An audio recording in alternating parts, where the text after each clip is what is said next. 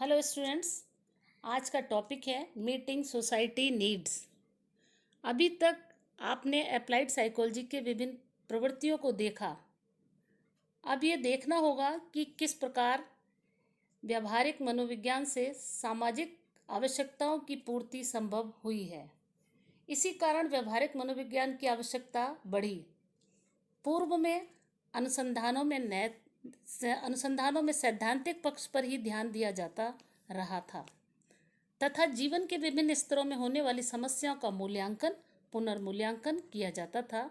लेकिन इस प्रकार के अनुसंधानों की संगतता को देखने का प्रयास नहीं किया गया कि किस प्रकार इसे प्रभावी ढंग से जीवन की कठिनाइयों का निराकरण कर सकते हैं।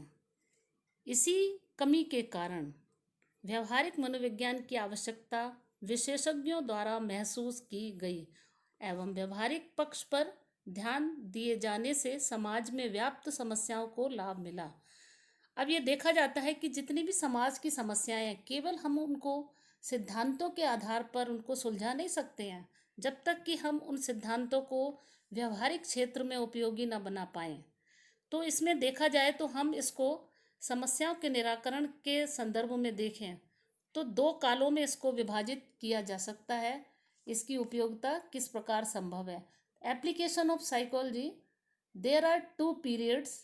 Number 1 historically prominent areas of application, दूसरा है recent areas of application. First है historical prominent areas of application. ऐतिहासिक तौर पर व्यवहारिकता के प्रमुख क्षेत्र क्या रहे। तो ऐतिहासिक तौर पर ये देखें तो व्यवहारिकता के प्रमुख क्षेत्र में सबसे पहले पूर्व में व्यवहारिक मनोविज्ञान में समाज में निहित समस्याओं का समाधान करने में सहायता मिलती है। पहला इसमें सबसे पहले जब इसका विकास हुआ तो संगठन या उद्योग के क्षेत्र में देखा गया, इंडस्ट्रियल एंड ऑर्गेनाइजेशनल। दूसरा इसका क्षेत्र आया क्लिनिकल नैदानिक, और तीसरा कंज्यूमर उपभोक्ता के क्षेत्र में, और फिर शैक्षणिक क्षेत्र में। सबसे पहले उद्योग व संगठन के संदर्भ में यदि हम देखें तो इस क्षेत्र में जो कार्य कर रहे व्यक्तियों में देखा गया कि किस प्रकार इस क्षेत्र में कार्य निष्पादन को बेहतर ढंग से बढ़ाया जा सकता है, जिसके लिए टाइम मोशन स्टडीज की गई कि किस प्रकार श्रम कम लगे, समय कम लगे और निष्पादन अधिक हो। ह्यूमन फैक्टर इंजीनियरिंग का समावेश हुआ। नई नई डिवाइसेस निकाली गई। एक और जहाँ पर भौतिक पक्ष पर ध्यान दिया गया, यानी हमारे भौतिक डिवाइसेस हैं, मशीन्स हैं, इन पर ध्यान दिया गया। तो दूसरी ओर मनोवैज्ञानिक पक्ष पर भी ध्यान दिया गया कि कर्मचारियों को जो कि उसके अंदर कार्य कर रहे हैं उनके मनोबल को किस प्रकार बढ़ाया जा सकता है, उनको किस प्रकार से प्रेरित कर सकते हैं कार्य के प्रति, और अमानवीय तरीकों को प्रयुक्त किया जाता था पहले। लेकिन अब मनोवैज्ञानिक पक्ष के आगमन के साथ इन चीज़ों पर भी ध्यान दिया जाने लगा। व्यवहारिक मनोवैज्ञानिकों ने मानवीय संबंधों पर ध्यान दिया। संगठन के 3 जो स्तर होते हैं, उच्च स्तर, मध्य तथा निम्न, इन तीनों के मध्य संबंध स्थापित करने में भी परामर्शदाता के रूप में कार्य किया। नैदानिक दूसरा होता है। नैदानिक क्षेत्र के अंतर्गत क्या था कि मनोवैज्ञानिकों ने समाज की आवश्यकताओं को पूरा किया। द्वितीय विश्व युद्ध के बाद देखा गया था कि जो सैनिक थे हमारे, उनमें मानसिक विकृतियां आ गई थी। तो नैदानिक मनोवैज्ञानिकों ने अपना कार्य किया, यानी उनकी जो युद्ध की स्थिति में विचलन हो जाता है उसको दूर करने का प्रयास किया। तो वहाँ से इसका आगमन नैदानिक क्षेत्र में देखा जाता है। और इस तरह समाज की समस्याओं को पूरा करने के लिए नैदानिक मनोवैज्ञानिकों को प्रशिक्षण दिया गया और नैदानिक मनोवैज्ञानिकों ने अपना योगदान दिया। कंज्यूमर के क्षेत्र धीरे धीरे उपभोक्ता मनोविज्ञान के अंतर्गत भी इसकी आवश्यकता महसूस की जाने लगी। जब व्यवहारिक मनोवैज्ञानिक जॉन वॉटसन ने व्यवहारिक तकनीकों को उत्पादन की बिक्री में सफल प्रयोग किया, उन्होंने देखा कि किस प्रकार से जो बेबी पाउडर होता है उसके विज्ञापन का अभियान चलाया। तो ये विज्ञापन से किस तरीके से हमारा उपभोक्ता प्रभावित होता है। इसको उन्होंने देखा, जिसके विज्ञापन में मनोवैज्ञानिक विधियों को प्रयुक्त किया गया और इस क्षेत्र में अनुसंधान किए जाने लगे। जब वो सफल हो गए तो और भी आगे अनुसंधान किए जाने लगे कि विज्ञापन की सहायता से हम नई नई वस्तुओं को मार्केट में किस तरीके से प्रचलित कर सकते हैं। कंप्यूटर के द्वारा भी वर्तमान में उपभोक्ता व्यवहार की समस्याओं का विश्लेषण किया जाता है। अब इसमें जितना एडवांसमेंट हो गया तो कंप्यूटर के का भी उपयोग किया जाने लगा। इसके बाद देखा जाता है कि शिक्षा के क्षेत्र में मनोवैज्ञानिकों ने इसके महत्व को देखा और इस क्षेत्र की समस्याओं को सुलझाने में उपयोग किया जाने लगा। सबसे पहले मनोवैज्ञानिक केंद्र कहाँ हुआ था? अमेरिका में, जिसमें समस्यात्मक छात्रों पर कार्य किया गया था और वे धीरे धीरे अनेक प्रकार के परीक्षण विकसित होने लगे थे, जिनके माध्यम से क्या किया गया, विद्यार्थियों को समझने में उनको सहायता मिलने लगी। क्योंकि विद्यार्थियों की कुछ ऐसी समस्याएं होती हैं जिनको कि हम समझ नहीं पाते हैं और उनके निष्पादन या उनकी जो हमारा शिक्षा है उससे प्रभावित होने लगती है। तो उनको समझने में विभिन्न जो परीक्षण थे उसके द्वारा उनको समझने का प्रयास किया गया और शिक्षा की व्यवस्था विद्यार्थियों के स्तर को ध्यान में रखकर किस प्रकार की जाए, इस ओर ध्यान दिया गया। इसके साथ साथ स्कूलों में मनोवैज्ञानिकों का चयन होने लगा। अर्नोल्ड गैसल ने विभिन्न स्थानों में रहने वाले पिछड़े, विकलांग बच्चों की मानसिक परीक्षा कर स्कूलों में उनकी देखभाल करने के लिए विभिन्न मनोवैज्ञानिक विधियों को प्रयुक्त करने की बात कही। इस प्रकार इस क्षेत्र में मनोवैज्ञानिकों की भूमिका बढ़ती गई। अब दूसरा इसका मुख्य क्षेत्र था कि रिसेंट एरियाज ऑफ एप्लीकेशन, जो धीरे एक तो प्राचीन संदर्भ में हम देख सकते हैं और अभी रिसेंट एरियाज क्या है, यानी उपयोगिता के आधुनिक क्षेत्र। वर्तमान जैसे जैसे समाज में परिवर्तन आया, आधुनिकीकरण आया, मशीनीकरण आया, रहन सहन के तौर तरीकों में परिवर्तन आया और उसका प्रभाव क्या देखा गया, व्यक्ति की मानसिकता पर पड़ता है। वर्तमान में व्यवहारात्मक मानसिक स्वास्थ्य संबंधी चुनौतियां व्यक्तियों की बढ़ती जा रही हैं और जिससे व्यक्तिगत, पारिवारिक, समुदाय, संगठन सभी क्षेत्र प्रभावित हो रहे हैं। वैसे वैसे ही व्यवहारिक मनोविज्ञान का कार्य विभिन्न क्षेत्र में बढ़ता गया और इसमें देखा गया इंजीनियरिंग, एनवायरनमेंट, काउंसलिंग और क्लिनिकल। अभियांत्रिकी के अंतर्गत हम देखें तो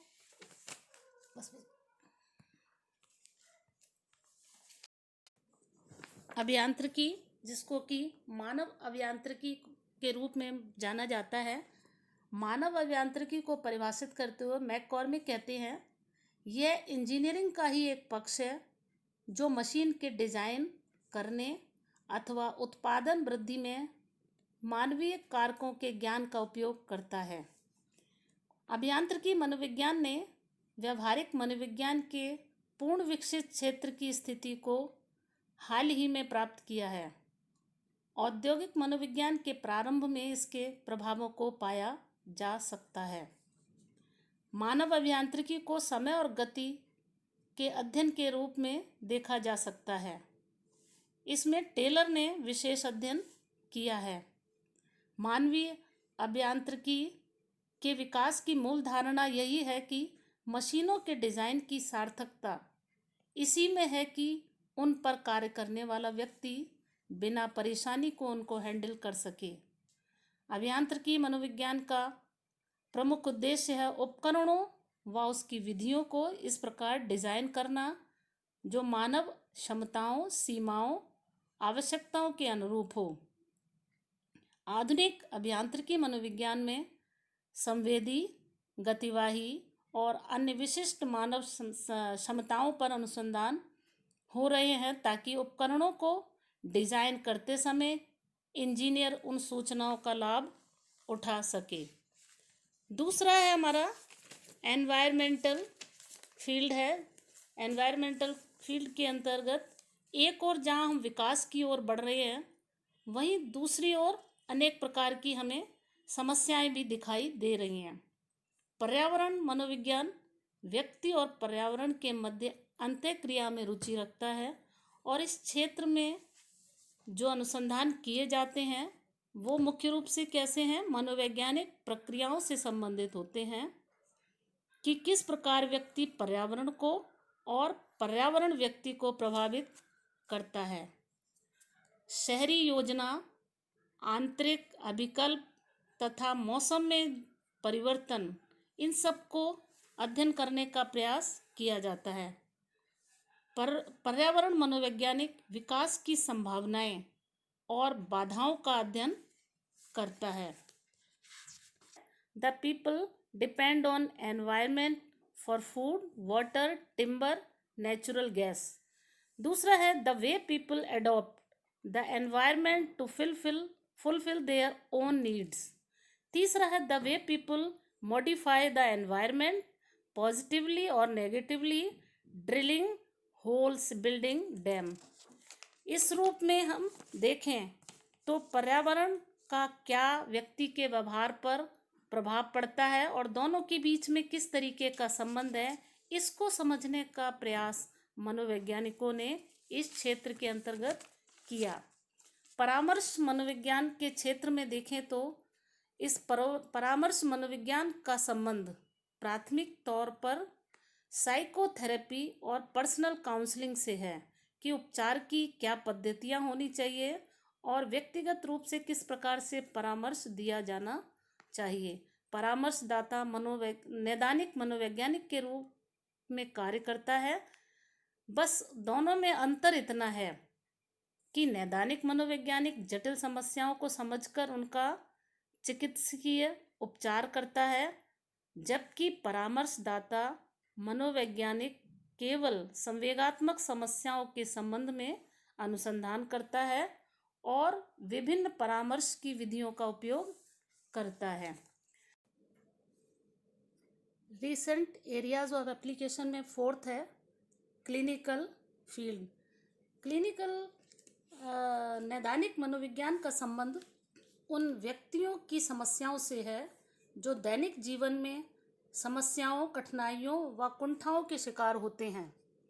आज नैदानिक मनोवैज्ञानिक विभिन्न क्षेत्रों में कार्य कर रहे हैं, जिसमें निदानशाला, अस्पताल व सामुदायिक केंद्रों के अतिरिक्त उद्योग, स्कूल, जेल, कोर्ट, सरकारी एजेंसी और सेना प्रमुख। पहले ये क्षेत्र इसमें सम्मिलित नहीं थे। एक नैदानिक मनोवैज्ञानिक मनोविज्ञान की विभिन्न शाखाओं से प्राप्त परिणामों व तकनीकी ज्ञान का उपयोग कर रहा है, जैसे असामान्य मनोविज्ञान, व्यक्तित्व मनोविज्ञान, अधिगम सिद्धांत, मनोवैज्ञानिक परीक्षण। एक नैदानिक मनोविज्ञान के कई कार्य होते हैं, साथ ही अनुसंधान करता है, प्रशिक्षण व पर्यवेक्षण का कार्य भी करता है। नैदानिक मनोवैज्ञानिक के कार्यों को यदि हम देखें तो दो इसमें चिकित्सकीय पद का उपयोग करते हैं। पहला होता है निदान और दूसरा होता है उपचार। नैदानिक मनोवैज्ञानिक अपने रोगियों के मानसिक, संवेगात्मक, मनोवैज्ञानिक समस्याओं को सुलझाने में योगदान देते हैं, कई बार व्यक्तिगत तौर पर, कभी बार सामूहिक। इससे व्यवहार के कारणों को जाना जा सकता है तथा किस प्रकार उपचार किया जाए उसे समझा जाता है।